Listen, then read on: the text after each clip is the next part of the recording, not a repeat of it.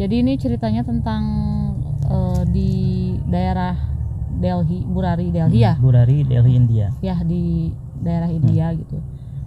Ada satu keluarga, mereka satu rumah beranggotakan 11 orang. Jadi 11 orang ini semuanya itu ditemukan meninggal secara gantung diri. Sebelumnya mereka tuh pernah susah dulu gitu, dulunya mereka susah, terus bapaknya meninggal, terus si iblis ini mengakui sebagai Bapaknya, jelmaan dari bapaknya. Nah, kalau menurut ini orang itu dirasuki oleh iblis, jadi membuat perekonomian mereka jadi lebih baik. Terus si Lalit ini pas kejadian itu kan mereka nulis di buku diary ya, di buku diary, melakukan sebuah ritual. Tujuannya sih untuk apa? Untuk memperbaiki kehidupan memperbaiki kehidupan. Jadi seperti ibadah lagi gitu. Pada saat itu sebelumnya udah direncanain sih. Jadi mereka udah beli tali yang kayak gitu ya, udah beli kain sari kayak gitu sebelum kejadian itu. Terus di rumah itu tuh ada 9 orang gitu. Jadi mereka tuh kayak tali gitu udah digantung-gantung, terus diikitin ke leher. Yang 2 orang lagi tuh meninggalnya di seberang ya. 1 orang lagi meninggal di tempat berbeda, tempat kamar. Nah, jadi entah kenapa ya, yang namanya Lalit ini mempengaruhi banyak keluarga, satu keluarga di situ. Jadi tenang aja, ini nggak akan apa-apa gitu. Jadi mereka menggantung diri, akan ada yang menolong nantinya gitu, kayak sosok almarhum dari ayahnya menolong, akan menyelamatkan kayak gitu. Dan akhirnya mereka semua meninggal gitu. Terus ditemukan sama keluarga tetangga terdekatnya ya. Tetangganya juga itu shock banget sih. Nah, kalau menurut Arbi Alparisi gimana nih? Kita kan udah nonton filmnya kan, ada sebenarnya bukan film tapi lebih ke dokumenter kejadian-kejadian ini. Kejadiannya tahun 2018. Kita nggak tahu ya karena ini kejadiannya ada di Burari di New Delhi India.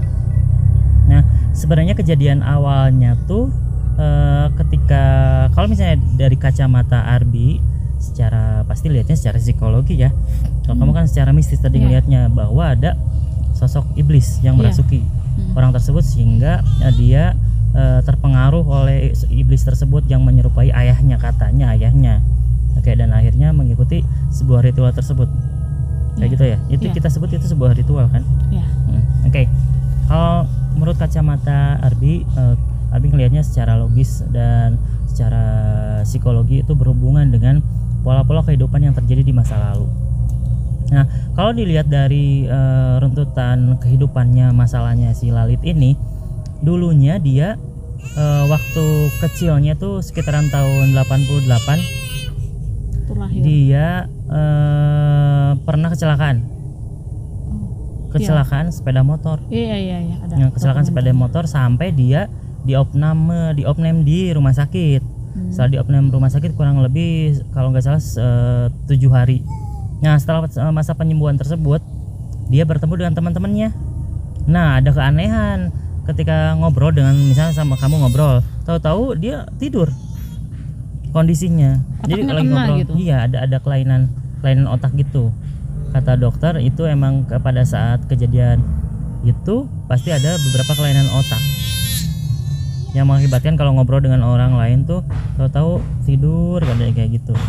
Nah, setelah itu kejadian itu berakhir, terus setelah itu dia kerja di sebuah apa ya, kalau di Indonesia toko material ya, toko triplek kayak gitu, pabrik gitu.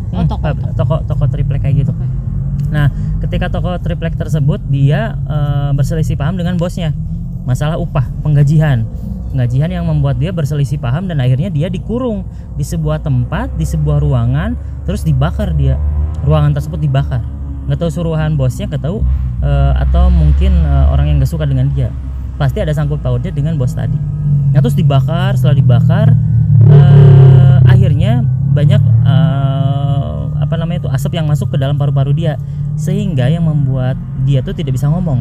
Awal mulanya dia nggak bisa ngomong itu dari kejadian dibakarnya ruangan tersebut ataupun rusak suaranya. Jadi masuk asap, nggak bisa ngomong. Akhirnya tahun 2008 dia divonis oleh dokter, katanya dia nggak bisa mengeluarkan suaranya karena diajak ngobrol dia nggak ada suaranya.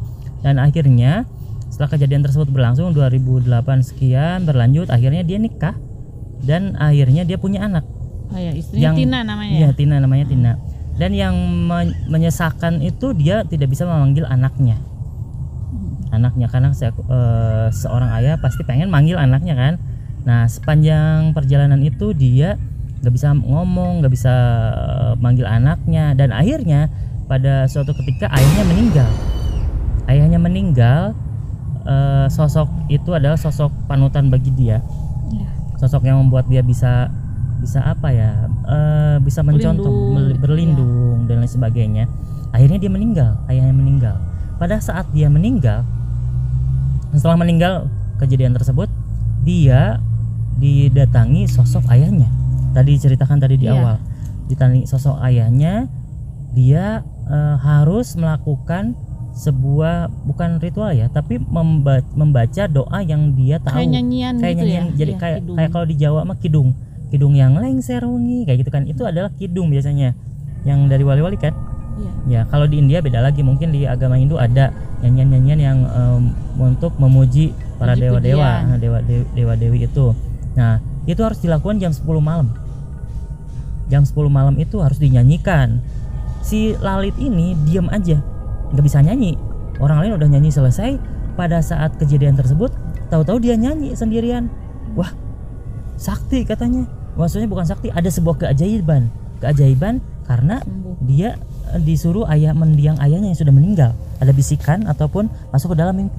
Dan akhirnya sembuh. Di saat itu keluarganya meyakini bahwa arwah ayahnya itu masuk ke dalam si Lalit ini. Jadi masuknya ke mediator. Ya itu yang tadi Dini bilang, mediator. Dia dirasuki. Jadi mediator akhirnya kan.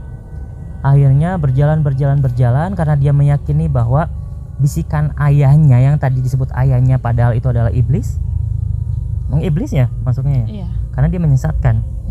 Tapi akhirnya jadi merubah kehidupan mereka 180 derajat. Yang tadinya tidak punya toko, dia punya toko. Yang tadinya tidak punya uang jadi banyak uang. Terus melakukan pesta juga. Seminggu sebelum mereka gantung diri, mereka tuh melakukan sebuah pesta yang tadi disebutkan tadi. Nah, proses kita sebut aja ini adalah proses ritual. Ada sekte di dalam sebuah keluarga. Jadi mereka meyakini bahwa arwah ayah tersebut masuk ke dalam si Lalit dan harus mengikuti apa yang dia katakan. Karena ketika si Lalit udah ngomong saya bisa merubah kondisi keluarga kamu, dipercaya dan akhirnya berubah beneran. Fungsi si iblis ini adalah untuk menyesatkan. Tuh. Nah, setelah kejadian tersebut berlangsunglah 1 minggu sebelum kejadian. 1 minggu sebelum kejadian ini mereka sudah menyiapkan tadi tali, kayak apa, kain sari penutup mata.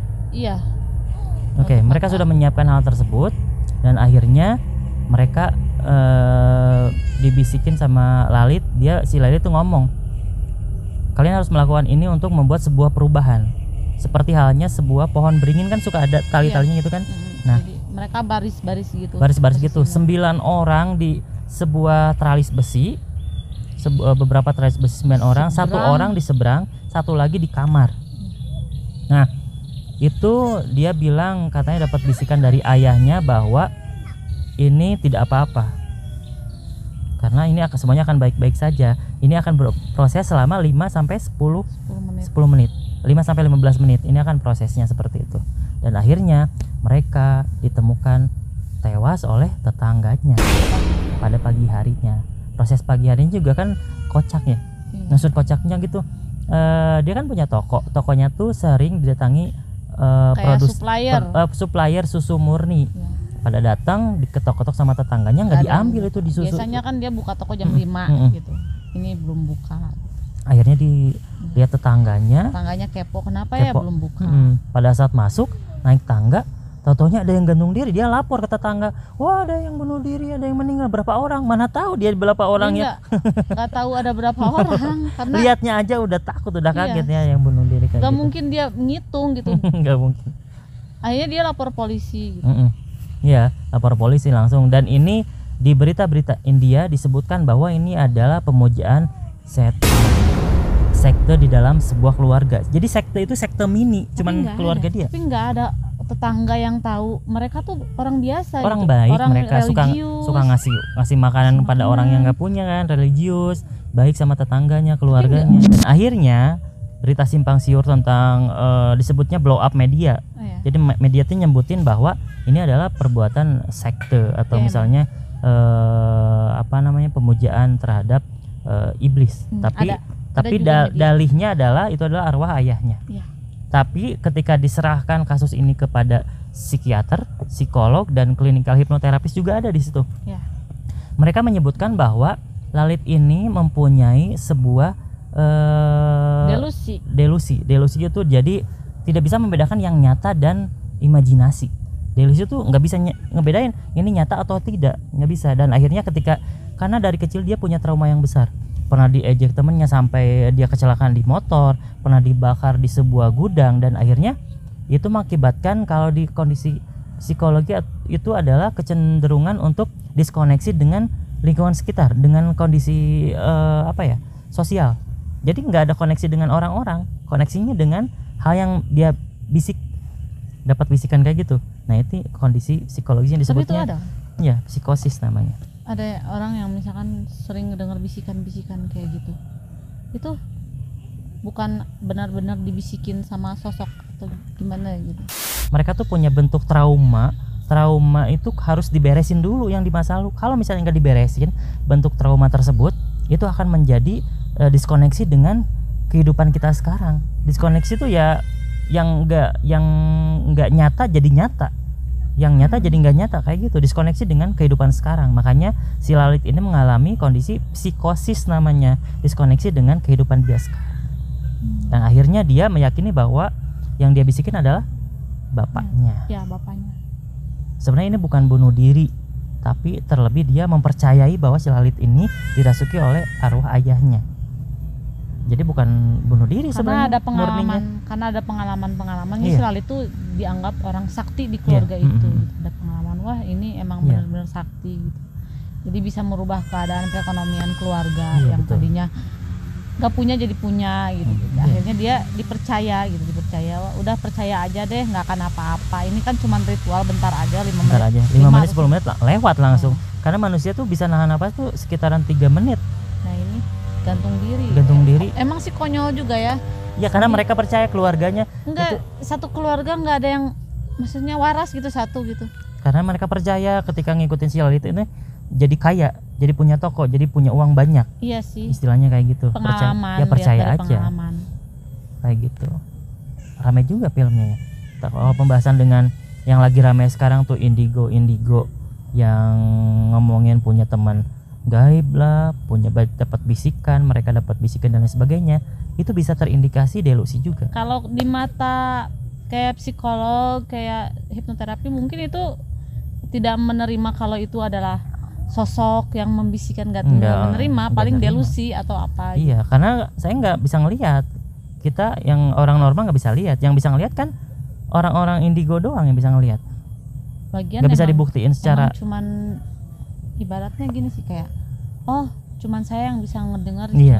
Emang ada juga sih indigo yang kayak. Karena kalau misalnya dilihat secara psikologi itu ada ilmunya yang nyata gitu.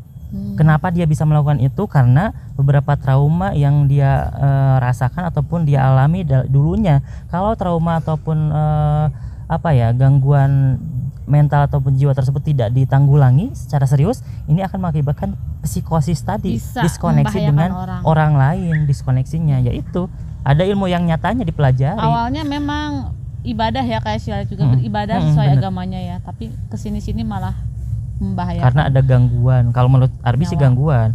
Kalau menurut kamu kan jadi, ada. Enggak sih. Kalau menurut ini ya, kalau misalkan ada orang yang mendengar bisikan, tapi bisikan itu membahayakan orang lain, mending ke dokter aja deh. Iya benar. Mending ke dokter kayak psikiater atau Psikolog, hipnoterapi ya. kayak gitu. Emang sih masuk akal karena Bener. itu membahayakan Membahayakan. orang. Jangan langsung main kita harus gini. Nanti kan membahayain orang. Tapi kalau bisikan tersebut positif gimana? Kalau bisikannya positif ya lanjutin aja lah. Itu masuknya ke feeling, Oh, bukan bisikan. Jadi kita tuh punya feeling dan insting. Kalau bisikannya, kamu ayo rajin ibadah, sholat, oh ya udah. Feeling, ada Ikutin feeling di situ, aja. ikutin aja. Kalau misalkan bisikannya kayak kamu harus gantung diri, mending ke dokter aja Ke deh. dokter. Ya. Bisa jadi itu gangguan jiwa. Bisa membahayakan banyak orang. Jadi ke psikiater tuh jangan salah sangka buat orang gila aja, enggak.